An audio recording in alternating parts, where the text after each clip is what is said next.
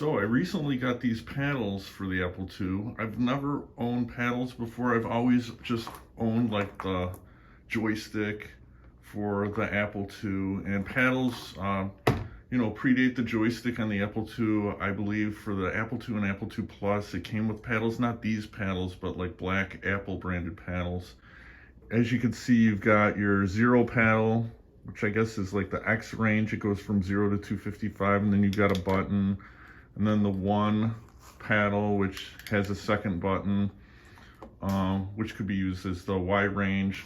The reason I mention that is because probably the reason I've never owned paddles before is because if you own an Apple joystick, it kind of works like paddles. I think they just decided to combine the 0 with the X axis and the 1 with the Y axis. And then you've got the orange button is the 0 button, which is this. On this particular joystick, they just put a second one in there for it, but it does the same thing. And then the 1 button is just the second button here. And so, some paddle games, you might not want it to snap back to the center. And so you can, on many of these Apple joysticks, you could just disable that, and then you can do your range from 0 to 255. So you can actually play paddle games with a joystick, which is probably why I never got paddles to begin with. But I always wanted them because, some games you might want to do it the authentic way that maybe the programmer intended it to be, where you just have the dial and the button. I do want to point out that that's very different than the Atari joystick and the Atari paddles. Obviously, the Atari joystick does not work on a range. It's just digital. It's not analog like the Apple. So, you just got your left, right, up, down, and just your single button. You could not play paddle games with a joystick on the Atari, and you could not do it vice versa. So this works as a range. It has a potentiometer in it, and so like if you wanted to play Kaboom, obviously you'd have to play something like this. You couldn't switch to the joystick. So that's how they work differently than the Apple one. Now an interesting thing is I got the old style connector with these paddles, these Apple paddles.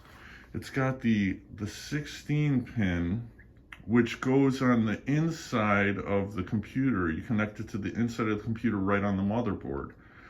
So these connectors were on all the Apple II computers except the 2C and 2C Plus, because those are not really open kind of things where you typically open like the other Apple II computers. There's even a connector on the Apple II GS like this, which you could connect to, but if you have to disconnect, like let's say you wanted to use your paddles and then your joystick and you were reaching in there to disconnect and reconnect, and these could be a little bit fragile too. So, I always had with my joysticks, I always just had the, the 9-pin connector, which connects right on the outside of the computer.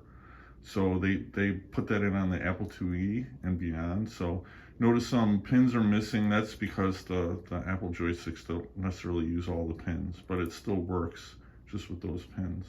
So that's very different than the Atari connections, because you can see this is like a male type of connector, whereas the Atari uses the female type of connector on the end of theirs.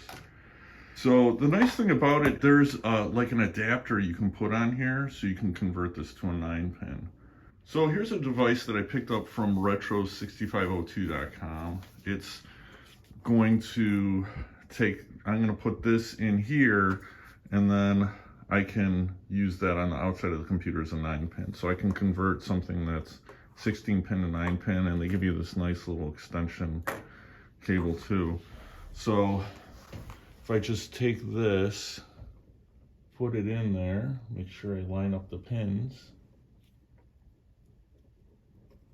All right, and then I got that, and I can just put that in the computer. So it's a nice little device, so that way I don't have to, like I said, open up the computer every time I want to switch it out. So once again, why get paddles if you've got a joystick? Well, I guess for 2-player games, mainly like a lot of the 2-player games that use paddles are like Pong type of games.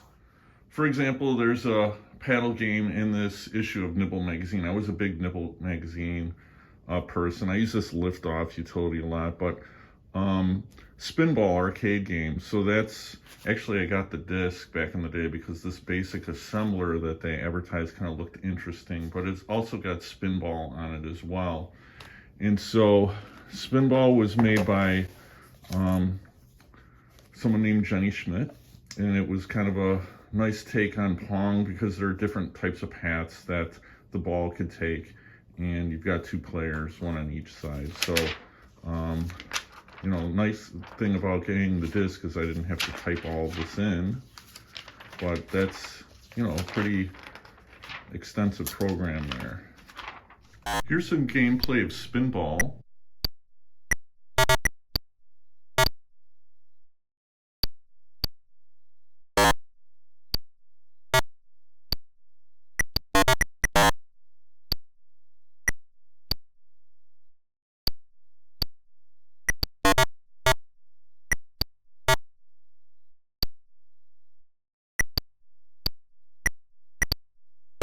There are other games such as Warlord, which is obviously like Warlords that you'd play on the Atari.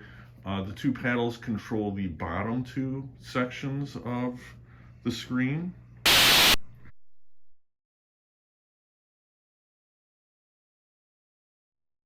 There's also Tank Wars by MUSE. Bill Budge's Penny Arcade.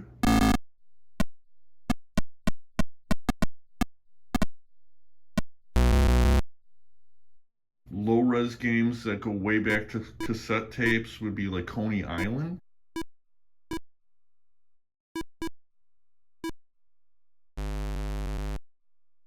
And then there's a modern one called Pong Reloaded by Emmanuel Castello.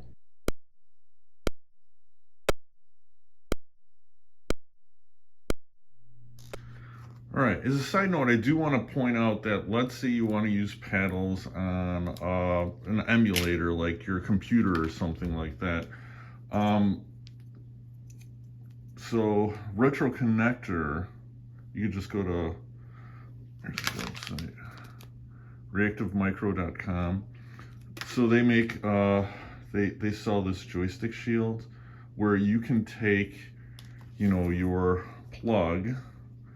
And actually, they have one for the game port too, the 16-pin one, but you can just plug that in there. And then once you got that plugged in there, then you can hook this up to your computer. And then let's say you're using Apple Win or Virtual 2 or something like that, then you can use your paddles or even an Apple joystick on your modern computer through an emulator, which is kind of nice.